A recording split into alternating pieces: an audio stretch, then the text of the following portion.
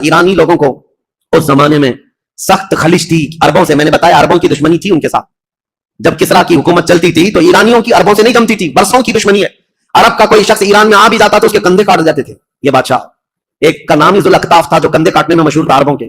اور ایرانی اگر عربوں کے پاس آتے تو ایسا نہیں ہے کہ عرب انہیں چھوڑ دیتے تھے, عرب بھی جو ہے ان کے ساتھ بھرپور مقابلہ کرتے تھے. تو یہ دشمنی کے بعد جب اسلام آ گیا تو ظاہر سی بات ہے ایران میں اب مسلمان تھے لیکن وہ عربوں کی حکومت کے نیچے تھے. حکومت کون کر رہا تھا ان کے اوپر؟ عرب کر رہے تھے.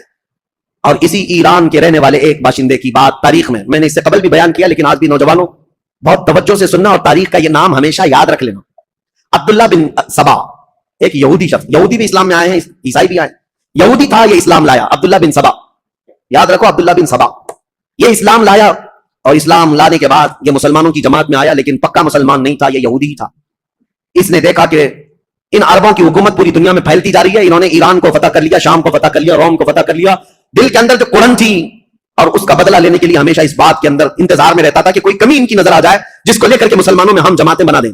تو عبداللہ بن سبا یہ وہ پہلا شخص ہے جو اسلام میں فتنہ انگیزی شروع کرنے کے لیے کیا کیا, حضرت عثمان غنی کی کمیاں گنانا شروع کیا جماعتوں میں جا کر کے. اس کی فتنہ انگیزیاں جب بصرہ میں پہنچی, بصرہ ایک شہر ہے عراق کا, تو حضرت مغیرہ بن شعبہ وہاں پر موجود تھے تو انہوں نے اس کو شہر بدل کر دیا, وہاں سے نکال کر بھیج دیا. وہ کوفہ آیا, کوفہ کے جو والی تھے ان کو بھی سعید بن عاص, ان کو جب خبر ملی تو کوفہ سے بھی اس کو بھگا دیا گیا. عبداللہ بن سبا اب مصر پہنچا.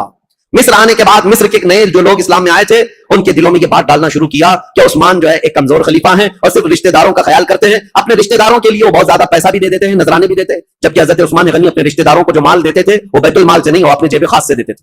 ان کا مال ہی اتنا تھا, وہ دیتے تھے, نوازتے تھے. اب میں آپ کو بتاؤں عبداللہ بن سبا کا یہ فتنہ اثر کرنے لگ گیا لوگوں میں, مسلمانوں میں یہ بات آنے لگ گئی اپنے خلیفہ کے متعلق. اب انقلاب انقلاب نام سے کچھ نعرے شروع ہو گئے. کہاں پر؟ کوفہ میں انقلاب کے نام سے نعرے شروع ہوئے. حضرت سعید بن عاص ایک صحابی ہیں, وہ کوفہ کے گورنر تھے. انہوں نے دیکھا یہ کوفہ میں کیا ہو رہا ہے, لوگ روزانہ جیسے پلے کارڈ لے کر کے اتر جاتے ہیں. اس زمانے میں وہ احتجاج کرتے رہتے تھے کہ ہم کو ایک نئی چیز چاہیے, تبدیلی چاہیے, انقلاب چاہیے.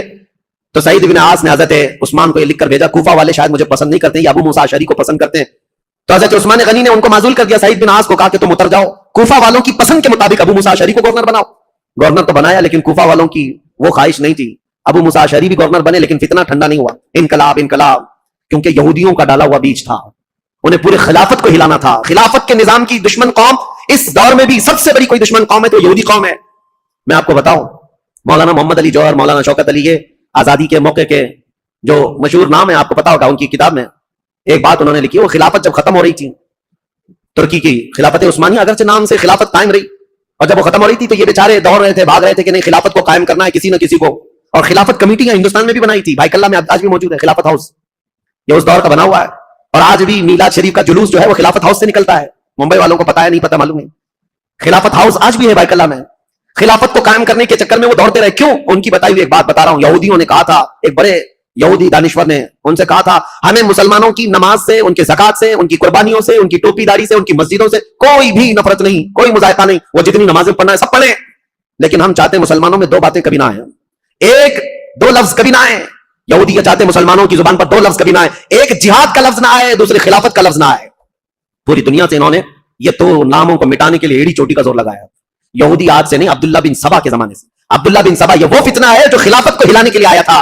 پوری خلافت کو مدینہ طیبہ کی طرح برہم کرنا چاہتا تھا, اس کے لیے فیلڈ بنانا شروع کیا. اور آپ کو پتا ہے اسی طرح کا یہودی تھا لارنس آف عربیہ جس کو کہتے ہیں, جس نے خلافت عثمانیہ کو ہمیشہ کے لیے اس دنیا سے ختم کیا ہے. عربوں کو اٹھایا ترکیوں کے خلاف اور پورے عرب میں ایک ایسا فتنہ مچایا. لارنس آف عربیہ جو انگلینڈ کا باشندہ, وہ عربی اتنی اچھی بولتا تھا کہ جو اصل عرب ہے وہ نہیں بول پاتے تھے, اور عربوں میں رہ کر کے ان کے مزاج میں یہ بات ڈالا تھا کہ تم عرب اور ترکی تم پر آ کر حکومت کرتے ہیں. بغاوت ایسی کی تھی کہ ترکیوں کے خلاف عرب کی لڑائی چلی 1920 سے لے کر 1930 تک, اور ترکی عرب کا پورا علاقہ چھوڑ کر چلے گئے.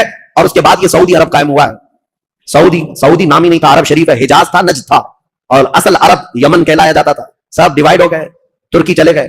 اس ڈیوائیڈیشن میں بھی سب سے بڑا رول یہودیوں کا تھا, اور یہ یہودی فتنہ حضرت عثمان غنی کے زمانے میں شروع ہوا ہے. اسی لیے تاریخ بتانا مجھے بہت ضروری ہے. عبداللہ بن سبا نے کیا کرنا شروع کیا, مصر کے لوگوں میں, کوفہ کے لوگوں میں, بصرہ کے لوگوں میں یہ بات ڈالنی شروع کی کہ خلافت کے زیادہ حقدار تو حضرت علی ہیں, اہل بیت ہیں, رسول اللہ کے گھر والے ہیں.